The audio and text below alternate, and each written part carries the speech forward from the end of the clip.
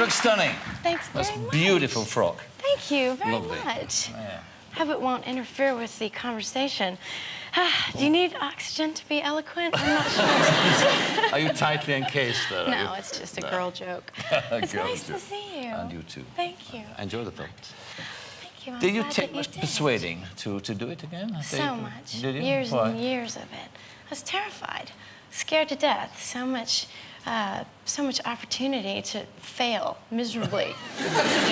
No, I'm just not traditionally, you know, I'm not a big fan of sequels. They scare me a little bit, the idea of being involved in one. I find that kind of tend to be a bit superficial, I suppose. And I didn't want to do that with Bridget Jones, you know. I have too much affection for her to do something that was just cavalier, you know? For an actress, I suppose one of the great things about the part is the broad canvas, isn't it? Because, I mean, you go from very serious to slapstick, basically. Oh, yeah. It's a wonderful canvas to paint on, isn't it? Absolutely. From a creative perspective, it's so much fun.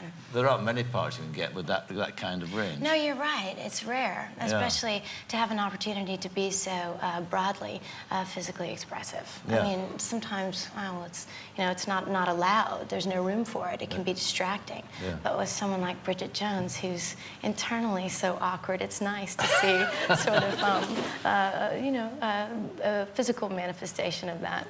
What about the stunts in the movie? Because some very, very funny stunts in the movie. Because, I mean, when you see that coming up on the script, you must think, oh, great, she's going skiing. We're going to have fun with this. Oh, I can't tell you how exciting it is to see that. I mean, when I'm looking at the parachuting in the pigsty, just imagining what might come out of that is just so much fun. Did you do your own stunts? Yes, sir. Did you? Yes, indeed. Couldn't wait. I mean, legally, and from, you know, an insurance person's perspective, it wasn't ideal that I jump out of the plane, so they weren't too enthusiastic about that. But they had no problem letting me dive into the pig poo repeatedly for 2 days. Which is fine, because it's a quick and easy way to get to know your new crew. Talking about, there's wonderful sort of Bridget Jones moments, too, again, which people relate to, because we've all had awkward moments in our life that we could sort of wish didn't never happen. Let's have a look at one now. This is you. You've had a very good night with your boyfriend. You've had a really wonderful time. And you're thinking about it in the office next morning. You think, I've got to call him and tell him what a great time was had by all. Just had a rather graphic shag flashback. You two have a genuinely gorgeous bottom. Thank you. I'm actually with the Mexican ambassador, the head of Amnesty International, and the Undersecretary for Trade and Industry. And you're on speakerphone.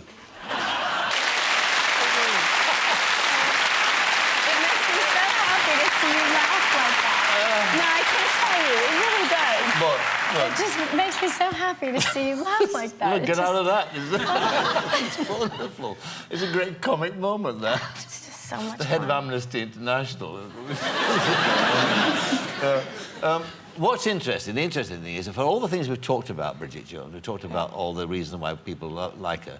When you read about you and people ask you about Bridget Jones, it's always about the weight issue, isn't it? Particularly women journalists. Yes. Does that annoy you?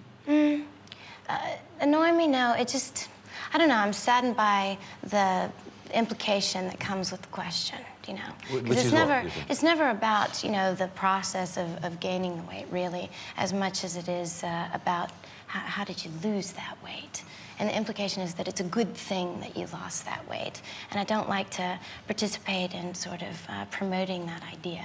Oh, so because it's got a political thing in a Not sense. so much. You once said, actually, an intriguing thing. You said that you didn't make a very good movie star. Yeah. What does that mean exactly? Oh, this is the work part for me, you know. Well, not this specifically, sitting here with you. I'm kind of enjoying it, actually. I have to tell you, all the girls backstage and I were just talking about how handsome you are. So it's true. No, it's absolutely true. And I'm sticking my neck out to share that with you because my dad's in the audience. You know, we're going to have a word or two after the show, I'm sure. But no, I just had to tell you. Thank you. Anyway, it's a real pleasure to meet you. I'm delighted and...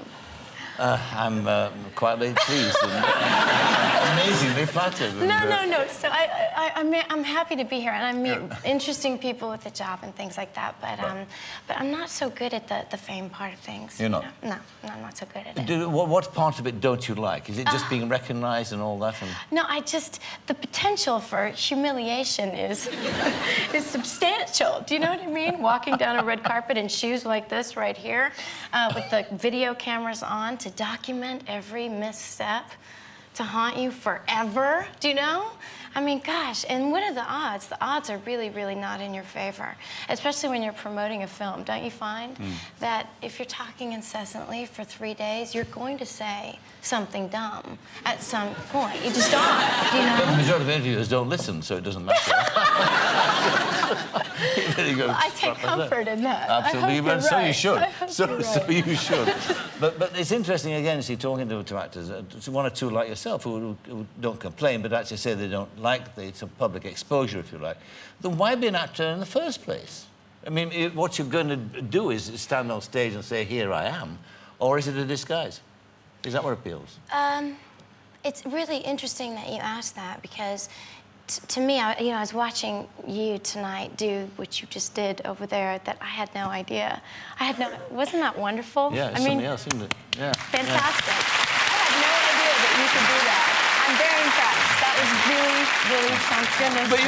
But you did a musical. You did Chicago. Yes, but that was different, you know. It was different because I could hide behind this character, and that was huge. Whew, for me, just to sing, you know, in front of anyone but my dog was a milestone for me. So to actually get up in a room full of, you know, crew members and fellow actors and Broadway singers and dancers and do that. Yes. But I don't know that I could ever perform, so to speak, as myself. I think she's right. I think there is a difference when you're on a film set, which you feel quite protected on. Yeah, it's very private, It's very private. The Yes. process is private. You get a chance to do it, you know, more than once. Yes. And there is a difference between walking out in front of 500 folk. As Kevin Spacey Yeah, versus as opposed to a character. Yes. Right. Yes. Yeah, it's definitely... Yeah. Now, listen, let's finally, in the last couple of minutes we've got, just talk about... You've done a very interesting movie, which you finished, called Cinderella Man, which I'm looking forward to because I love boxing. And it's about not a great boxer, but a great figure in American sporting history, Yes. Jim Braddock. Yes. Source of a lot of inspiration for people at a very sad time in American history. That's right. It was at the time of the Depression, and it's, at that time, it's interesting. Sporting heroes have a different kind of significance at a time like that, don't they? Oh, absolutely. Absolutely. And what about the part you play there? Well, now, this I'd like to talk about. I play his wife, Mae Braddock, and I like to describe her that way because, you know, most people think, oh, well, what was it that attracted you to the role? Why would you want to, you know, what else is there? But it's that simple. You know, it's an old-fashioned story. It's an old-fashioned film. It's very, very simple. It's a human tale about, you know, overcoming challenges and supporting one another. And it's a beautiful, beautiful, simple film, old-fashioned. And I can't wait to see it. I was really, really amazed with the transformation that Russell Crowe underwent and his discipline and what, you know, how he applied himself. Well, he bulked up and all that sort of thing. Yeah. And probably my quietest role to date. Quietest. A quiet role. Delighted talking to you, and thank you very much indeed for being my guest. Renee Zellweger.